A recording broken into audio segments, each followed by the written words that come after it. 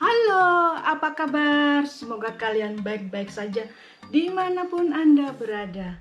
Perkenalkan, di sini Puji, tinggal di Swedia, asal Probolinggo, Jawa Timur. Bagi kalian yang belum nonton video-video saya, klik sekarang juga tombol-tombol di bawah ini. Hari ini kita bahas topik yang memacu emosi kita dan menghambat kreativitas kita, menghambat kepedean kita, dan menghambat masa depan kita, dan satu lagi menghambat cara kita bersosialisasi di lingkungan kita. Banyak banget ya negatifnya. Topik apa itu? Saya kembali setelah berikut ini.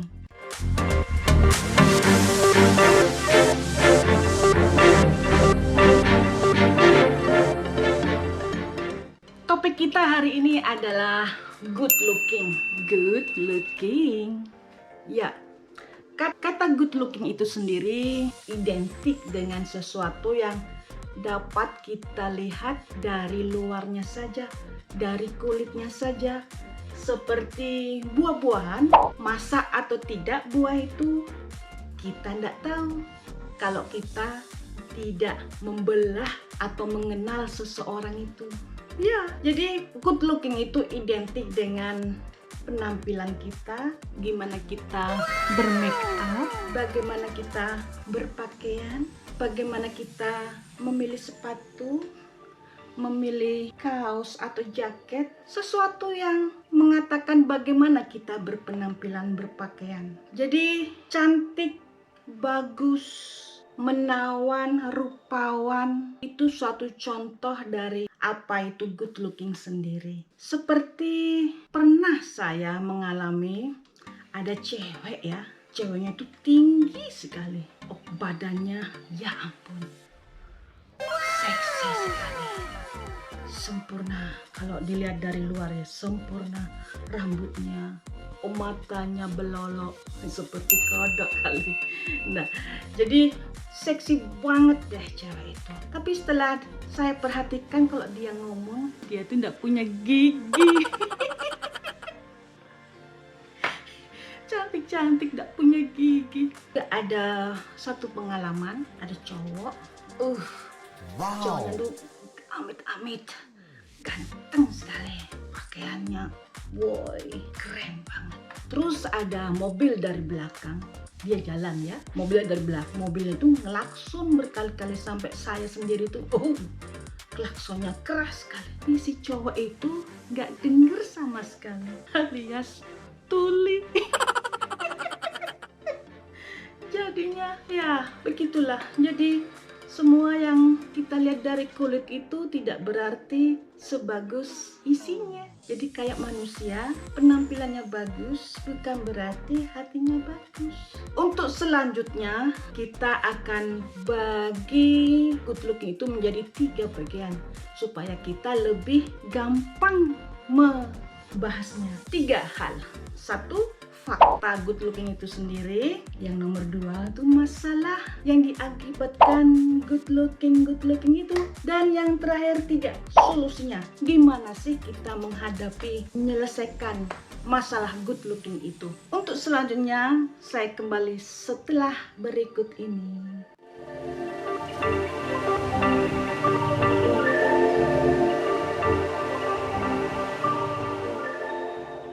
Sekarang kita menuju ke fakta good looking itu sendiri. Bukan rahasia lagi atau no secret. Kebanyakan yang punya good looking itu bekerja di bagian public service. Seperti customer service, front office, resepsionis, marketing. Di mana pekerjaan itu membutuhkan hubungan banyak atau bertemu langsung dengan klien-kliennya. Jadi mereka itu dituntut untuk bisa bicara, bukan bisu. Tapi bisa bicara dengan customernya, bisa menghubungkan beberapa perusahaan-perusahaan untuk mengajukan deal. Jadi di sini dibutuhkan yang pinter bicara dan pinter bernegosiasi. Jadi kebanyakan mereka itu bekerja di perusahaan-perusahaan yang besar ya, dan punya kapital yang besar sekali. Jadi kebanyakan mereka itu mempunyai atau diberi beauty privilege, keistimewaan-keistimewaan seperti bonus atau kenaikan gaji atau kenaikan pangkat begitu. Jadi orang luar yang melihatnya itu bisa menimbulkan satu pikiran yang agak aneh. Jadi menimbulkan suatu pikiran seperti ini, keadilan sosial bagi looking itu sendiri. Jadi itu suatu anggapan yang aneh atau yang keliru. Soalnya kita nggak tahu sendiri ya. Itu kata ya. Jadi kalau itu didapat dengan baik dan benar, itu sah-sah saja, ya kan? Jadi kalian kalau punya pendapat lain, terus di bawah ini ya, saya tunggu dengan senang hati. Kalau good looking itu melakukan kesalahan di tempat kerjaan, biasanya no problem. Tapi kalau yang melakukan kesalahan itu yang tidak punya good looking, masalah kecil jadi berabe atau kehilangan pekerjaan. Sekarang kita menuju ke masalah yang diakibatkan karena fakta-fakta itu sendiri. Jadi masalahnya itu sangat kompleks ya, ruwet kayak benang kali. Kompleks begini, seseorang yang merasa dirinya tidak punya good looking itu punya tendensi untuk membanding-bandingkan dirinya dengan orang lain. Jadi kalau sudah membanding-bandingkan dirinya dengan orang lain, itu otaknya itu bekerja keras. Nah, kalau sudah bekerja keras, capek. Kalau sudah capek, bisa stres. Kalau capek tidak teratasi, tidak ada solusinya, tidak mau berbuat dengan masalah itu, jadi membuat stres. Stres bisa berakibat fatal, bisa menimbulkan penyakit-penyakit baru, dan bisa menimbulkan penyakit-penyakit lama tumbuh kembali. Dan kalau sudah tidak ada bantuan, sudah tidak diatasi lagi, bisa menimbulkan gangguan jiwa. Nah, yang ini kita tidak mau kan? Saya yakin kalian tidak mau. Jadi bangunlah hari ini, bangunlah hari ini. Jangan banding-bandingkan dirimu dengan yang lain. Cuma kalian sendiri yang mampu mengatasi, bukan orang lain. Jadi masalah dari good looking itu sendiri sangat kompleks, ruwet seperti benang kasur. Jadi saya bisa memaparkan masalah yang paling kita takuti. Saya yakin kalian bisa menulis di bawah ini masalah-masalah apa saja sih yang bisa diakibatkan karena good looking itu. Kalau kita melihat dari perspektif seseorang yang merasa dirinya tidak punya good looking, tulis di bawah ini. Saya tunggu dengan senang hati. Sekarang kita menuju ke solusinya. Bagaimana sih mengatasi perasaan-perasaan yang seharusnya kita tidak perlu memikirkan banyak hal-hal penting yang perlu kita pikirkan. Apa itu? Saya kembali setelah yang satu ini.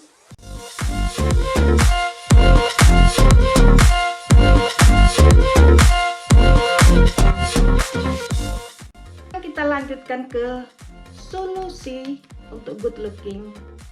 Namanya GGR, gampang-gampang ruwet. Soalnya apa? Itu tergantung diri kita sendiri, pribadi kita sendiri, keinginan kita dari lubuk hati yang paling dalam merubah atau memperbaiki kekurangan-kekurangan kita. Kita dilahirkan dengan kelebihan dan kekurangan. Siapa yang tahu kelebihan dan kekurangan itu? Cuma kamu sendiri. Jadi kenalilah dirimu sendiri, ngomong ke kamu sendiri apa yang harus saya pertahankan dan apa yang harus saya perbaiki.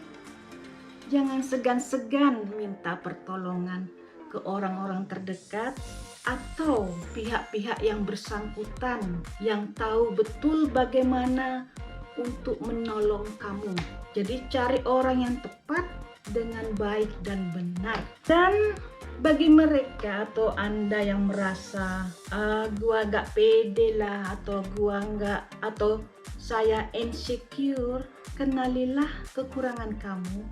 Jadi buat seimbang apa yang kamu impikan, cita-citakan. Carilah sesuatu yang seimbang untuk melengkapi skillmu, keahlian kamu. Jadi rasa ndak pede itu diimbangi dengan skillmu, jadi seimbang. Jadi apapun skill itu ya, jadi tiap orang berbeda-beda keinginannya. Jadi buatlah seimbang perasaan tidak pede itu dengan skill. Kalau sudah seimbang, ini semuanya akan terangkat dengan sendirinya tanpa kamu terduga, tanpa kamu duga, maksud saya. Dengan sendirinya ini tumbuh. Itu membutuhkan proses. Itu namanya proses manusia di dalam hidup. Cuma kamu yang bisa. Ada satu hal lagi yang sangat penting. Kalian yang merasa insecure atau tidak pede lah, berusaha berpikir realistis. Contohnya gini, saya pengen jadi pramugari, bisa terbang, tapi tinggi saya 150. Jadi itu tidak realistis. Jadi berpikiran realistis itu juga penting. Cari keseimbangan dengan memperbaiki atau mendapatkan skill-skill. Jadi semuanya itu berdiri seimbang. Rasa insecure, tidak pede, dibarengi dengan skill-skill, keahlian-keahlian, terus ditambahi berpikiran realistis, menjadi berdiri bersama tegak ya. Jadi ini mengangkat dengan sendirinya ketiga-tiganya yang bisa menimbulkan sesuatu yang bagus tanpa Anda terduga. Kalau ngomong itu memang gampang ya, susah melakukannya. Tapi keinginan itu yang nomor satu. Saya yakin Anda bisa. Adapun tanggapan, komentar, positif, negatif, like atau dislike atau unlike, tulis di bawah ini. Saya tunggu dengan senang hati. Terima kasih Anda telah menonton video saya ini. Sampai jumpa lagi Sabtu minggu depan.